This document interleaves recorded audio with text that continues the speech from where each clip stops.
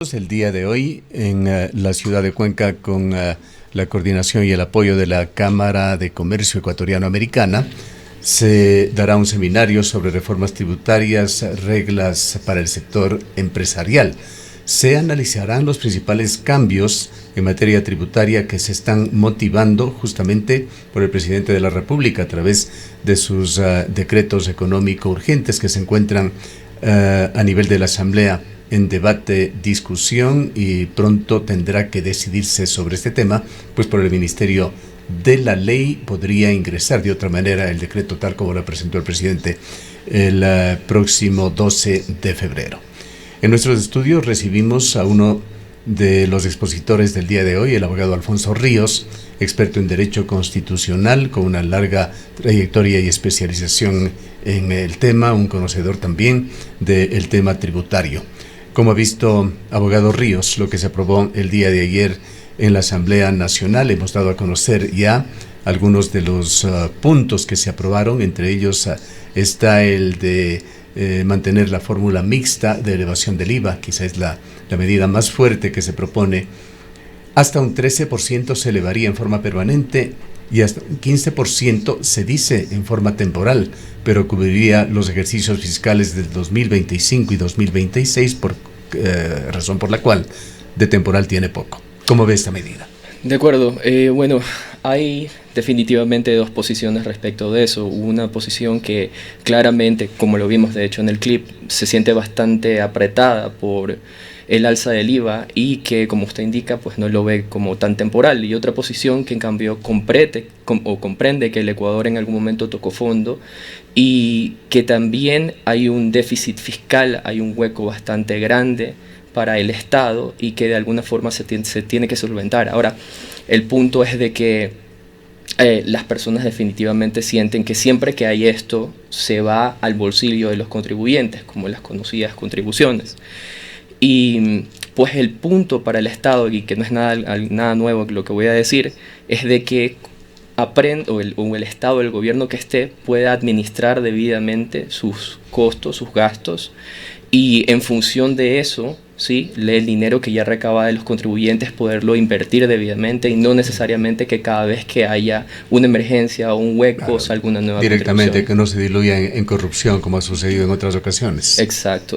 De pronto eso también permite de que se construya cultura tributaria donde los contribuyentes dicen, bueno, estamos pagando una contribución o hay un alza del IVA, pero sé a dónde va eso, sé que va debidamente a combatir pues el conflicto interno que tenemos en el Ecuador por el tema del crimen organizado.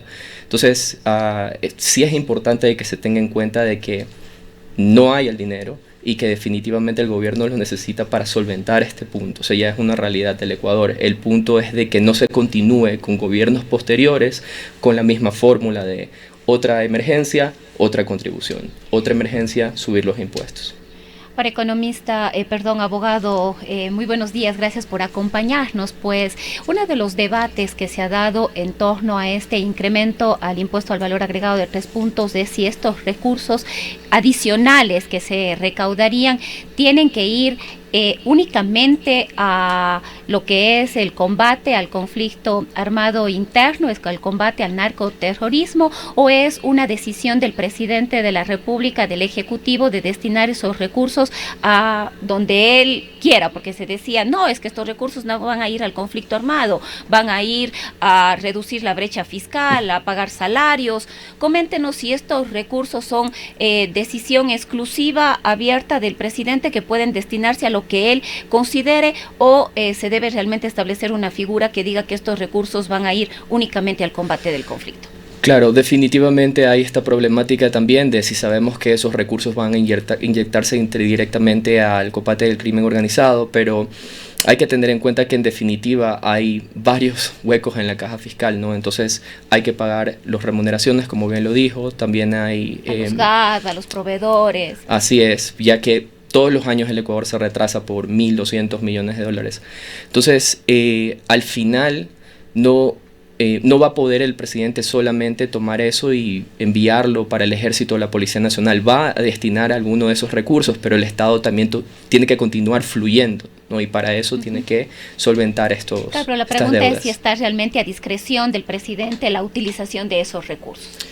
En definitiva, habría que ver cómo el Ejecutivo presupuesta esto, ¿sí? Para ver qué va a destinar a cada uno de estos problemáticas que tiene. Quizá un detalle importante que se nos pasó al presentarle, usted trabaja para la consultora Andersen. Sí, Andersen. Así es, Andersen. Cuéntenos, ¿qué es lo que hace Andersen? ¿En qué ámbitos asesora, informa, cómo sigue el pulso de la economía ecuatoriana?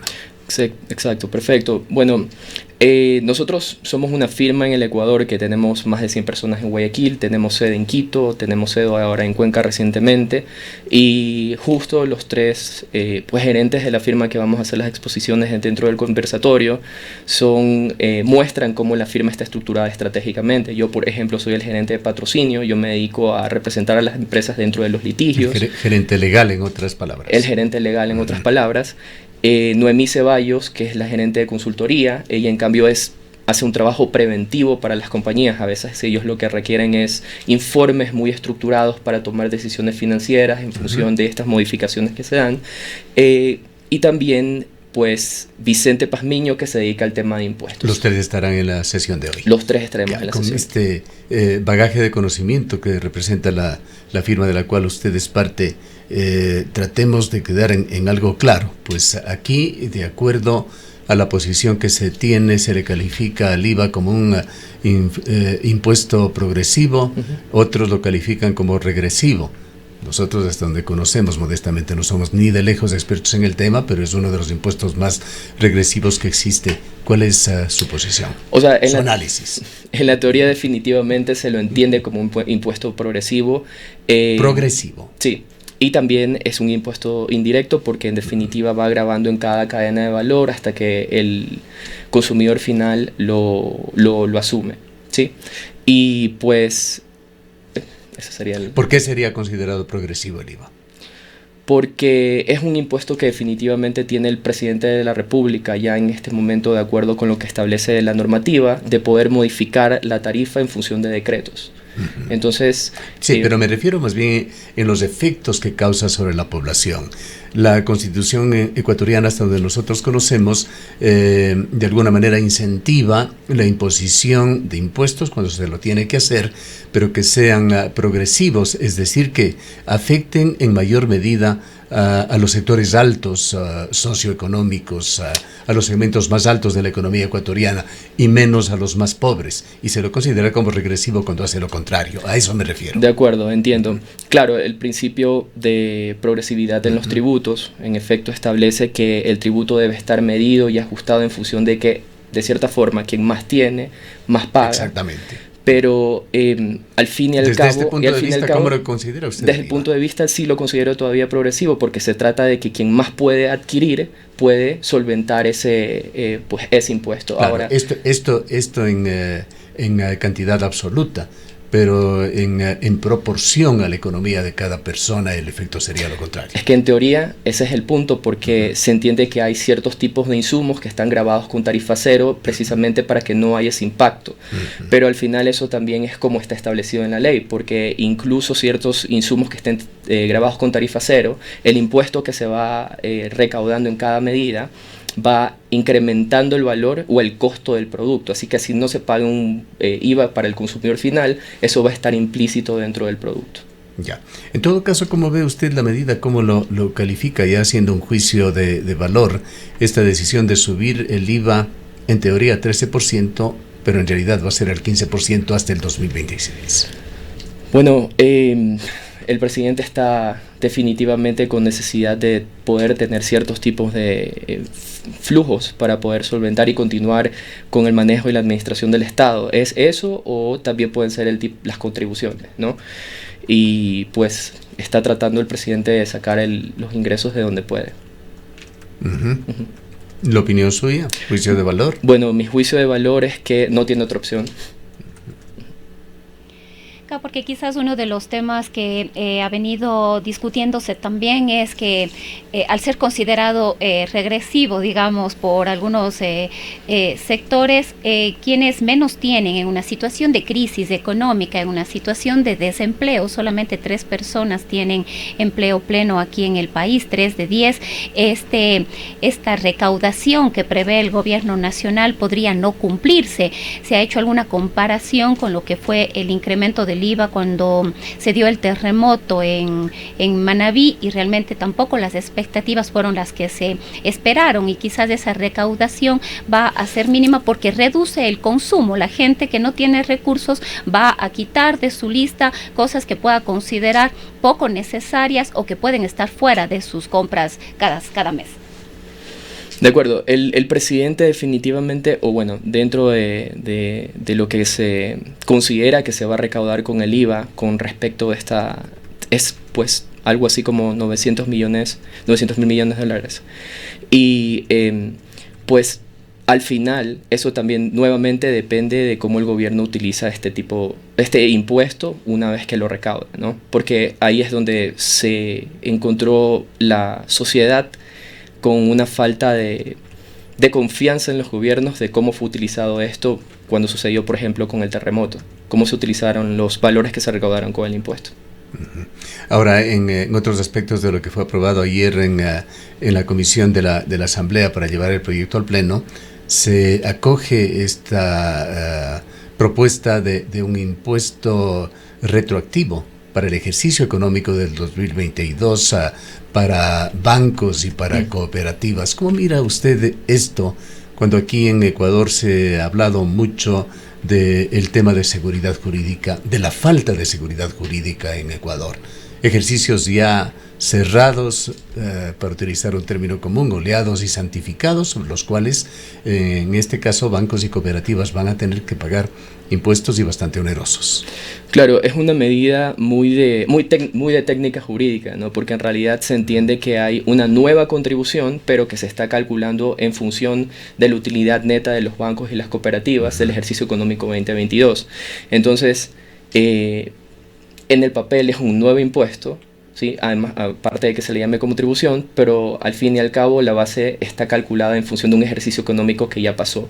Pero respecto de ese tipo de contribuciones, en lo que concierne al aspecto jurídico, no ha habido pues un análisis por parte de la Corte Constitucional que indique que se viola el principio de retroactividad, porque se entiende que es un nuevo impuesto. Así la base ya ha sido calculada anteriormente. Y así como ese impuesto para las sociedades, así como para los bancos y las cooperativas, han habido varios impuestos en años anteriores, en el 2016, en el 2018, que eran contribuciones que se calculaban de forma similar. Pero en lo que concierne estrictamente al ámbito jurídico, no hay una violación del principio de irretroactividad.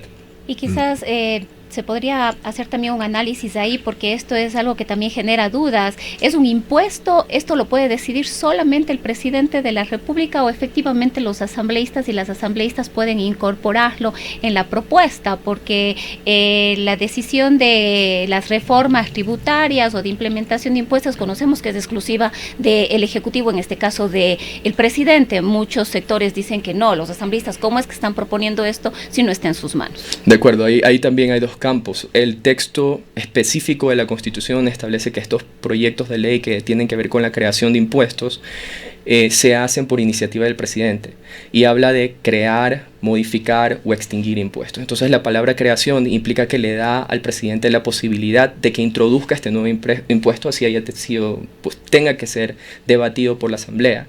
Sin embargo, que la Asamblea añada una contribución, a mi criterio, sí viola definitivamente el texto de la Constitución de forma expresa. Del presidente. Claro, eso viola el principio de reserva de ley, y el principio de reserva de ley también tiene pues una raíz muy profunda en lo que concierne a la democracia, porque se entiende que justamente el presidente, como el primer mandatario, representante del pueblo, es el que puede traer el proyecto de ley, y definitivamente la Asamblea, que son los representantes también del pueblo en diferentes bancadas, tienen que ver si es que lo aprueban o lo modifican o lo rechazan, ¿no?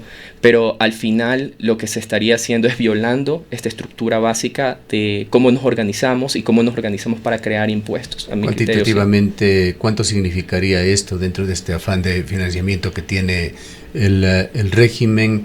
¿Y cómo afectaría también a los usuarios? Los bancos advirtieron ya de que esto va a afectar en forma definitiva las posibilidades de crédito para el consumidor. Bueno, eso nuevamente, cuando una empresa tiene que cargar con algún tipo de impuesto por parte del Estado, y estas contribuciones de hecho son consideradas no deducibles, una vez que cuando son declaradas, van a cargarlo con respecto a sus servicios y definitivamente va a terminarlo pagando pues quienes son los prestatarios de esos servicios. En cuanto al impacto económico. El impacto económico fuerte, porque al final todo esto se está... ¿No tiene una cifra aproximada de cuánto significa? Tengo una cifra aproximada, si me deja un momento yo se la comento. Claro, con las contribuciones son 848.000 millones de dólares que supuestamente se deberían recaudar.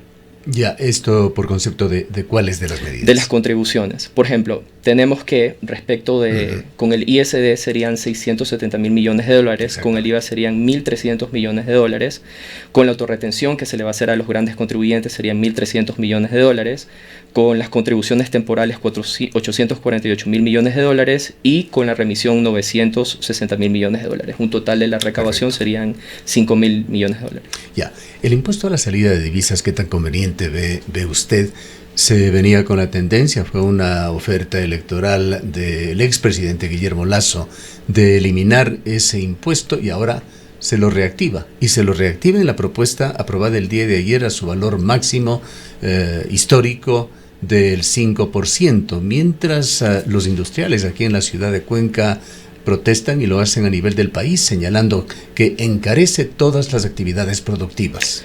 Claro, el IVA es otro impuesto que definitivamente sí... El ISD. El ISD, perdón, es otro impuesto que se carga. Pues, a ver, hay que tener algo importante tenerlo en cuenta. El presidente Guillermo Lasso, en efecto, prometió reducir la tarifa del IVA progresivamente del 5% al 2% hasta el diciembre de 2023.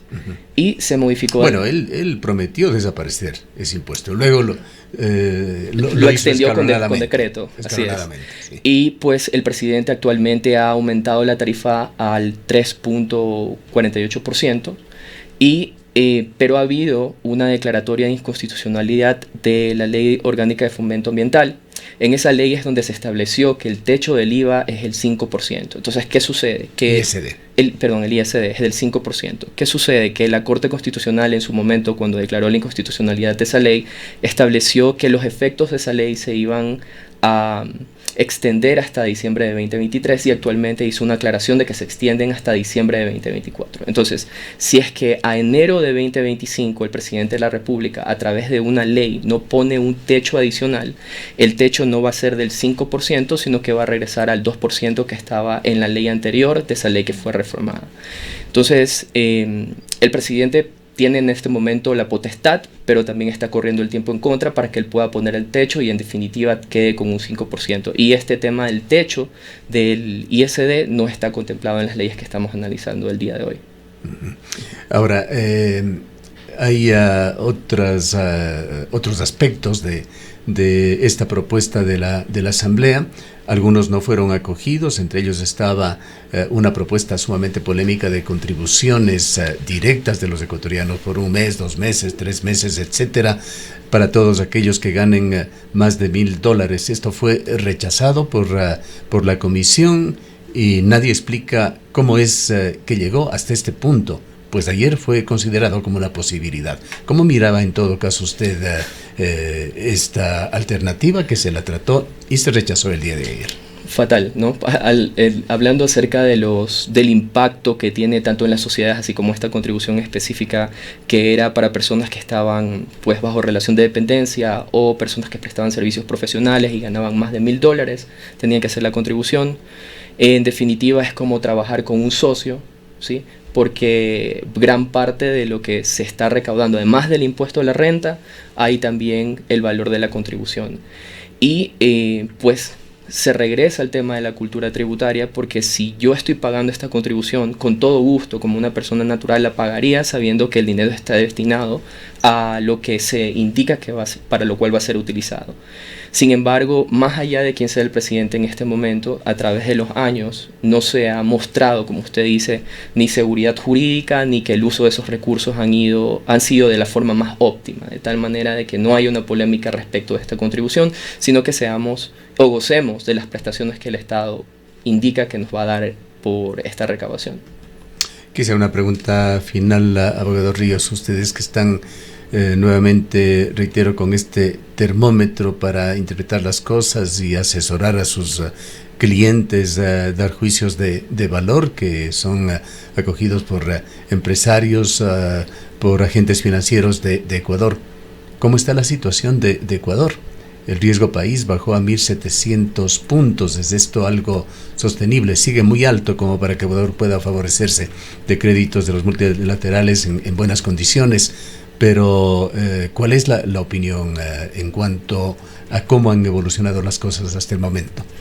Claro, el gobierno actual lo ve como un logro definitivamente que se disminuya el riesgo país. Sin embargo, esto más bien de la interacción que hemos tenido con sociedades que son extranjeras o incluso en el Ecuador, regresa más bien al tema que usted comentó hace un momento, que es el tema de la seguridad jurídica, porque en gobiernos anteriores se eliminaron incentivos tributarios, ahora hay impuestos que tienen que cargar nuevamente, luego de que en años anteriores ya cargaron con impuestos sobre el patrimonio, impuestos sobre las utilidades, y en definitiva eso hace, más allá de los números que hayan disminuido, que Ecuador pues se vea como un país bastante, podría decirse, problemático en ese sentido, porque a veces hay que defenderse respecto a estas contribuciones si es que la administración tributaria no está viendo fino para quien aplica, que es algo que nosotros también hacemos respecto de nuestros clientes. Hemos tenido la oportunidad en años anteriores de patrocinarlos, defenderlos cuando aplican convenios para evitar la doble imposición respecto a estas contribuciones, y actualmente, de hecho, por ejemplo, con el tema de la autorretención, que es algo que le estaba restando liquidez o le va a restar liquidez a las sociedades, también diseñamos pues caminos para poder a través de la ley y a través de las acciones que están contempladas en la ley, que se modulen los efectos que están en las resoluciones y que apliquen conforme corresponda, ¿no? Como debe ser justo. Bien, queremos agradecerle por su presencia. Listo, muchas gracias, un gusto. Declaraciones del abogado Alfonso Ríos, el exgerente legal de la consultora Andersen, consultora que el día de hoy, con el auspicio de la Cámara de Comercio Ecuatoriana Norteamericana, tendrá una conferencia abierta para el público en la mañana de hoy.